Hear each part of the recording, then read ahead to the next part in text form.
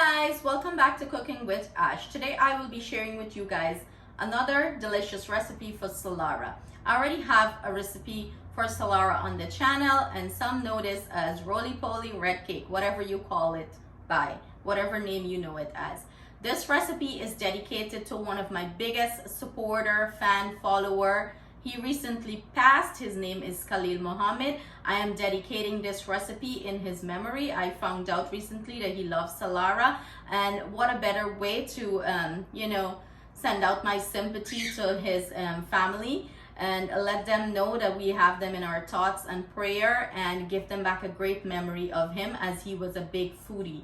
So with that being said, let's get to the recipe, guys.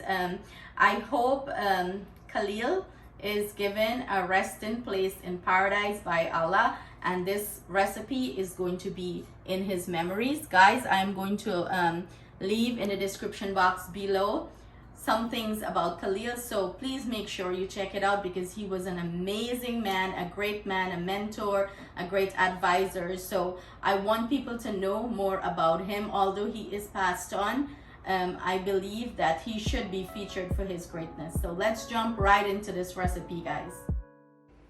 So here we have about 1 1/4 cups of warm milk. I went ahead and add 1 tablespoon of sugar, and we're going to go in and add 2 1/2 teaspoon of dry active yeast. We're going to cover this and let our yeast boom anyway from 5 to 10 minutes. Let's start with our dough. Here I have a 3 1/4 cup of all-purpose flour. I went in with my sugar. It's 1/3 a cup of sugar, 1 egg beaten, and 1 teaspoon of salt. I'm gonna give this a good mix, and then I'm gonna go in and add my yeast mixture that I have sitting here blooming. We're gonna go ahead and add this in, and I'm gonna start the mixing process. I have my mixer and sweet tree, and we're gonna bring this dough together.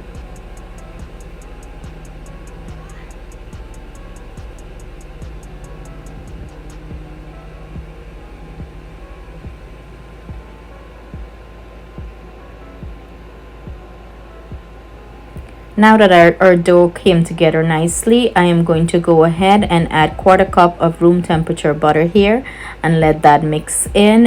We're gonna let this mix for 10 minutes exactly, and this is what the dough is looking like after 10 minutes. I'm gonna open the mixer and show you guys the consistency and the texture we're looking for.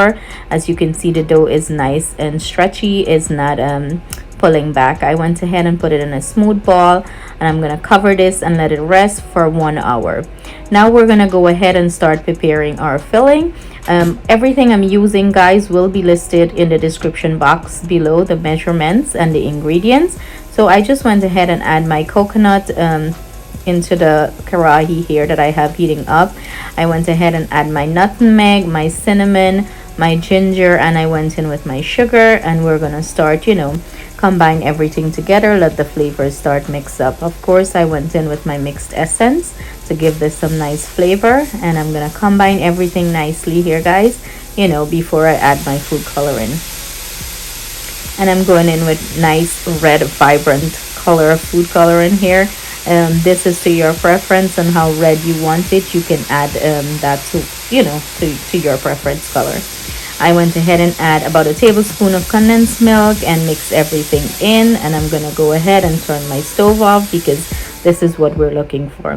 So 1 hour later, and this is what our dough is looking like. It doubled in size. Of course, I'm gonna flour my surface, and I'm gonna proceed to start rolling out our dough.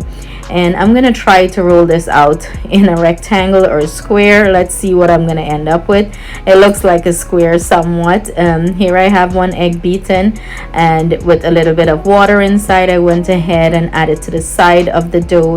This helps to seal it so it doesn't leak, but sometimes it do leak. So I add my filling and I spread it out, and I take my rolling pin and roll it, let it compact nicely. Of course, get whatever excess off from the rolling pin, tap it in, and we're gonna proceed to start rolling this up. You can roll it as tight as possible, how tight you can get it. You want it to roll up nice and tight. And as you're rolling, you know, press the sides down and seal it off with the egg wash mixture that we have there. So this is what it's looking like, all rolled up. I'm tucking the ends in. You want to secure it well so it doesn't leak, but it's not 100% guarantee that it's not gonna leak. Sometimes it do leak, and that's totally fine. I'm going ahead here and pinching it, you know, so trying to seal it up as best as I can. I'm gonna transfer this now to our baking dish or baking pan. Make sure you roll it up nice and get it all nice and tucked in. Now I'm gonna go ahead and cover this with a tea towel and let it rest for another half an hour before we start the baking process. And this is what it's looking like, guys. Half an hour later, as you can see, it poofed up. I'm going in with that same egg wash that I made from before, you know, and glaze it on top of our Salara. Coat the entire Salara and make sure all the corners and everything get it. And this is what it's looking like. We're gonna pop it into our oven, bake this off 350 degrees Fahrenheit for 20 minutes. And this is the finished Salara. Look how beautiful this is looking, guys. It's so soft. Look at that rich vibrant color on top. You're gonna definitely enjoy this.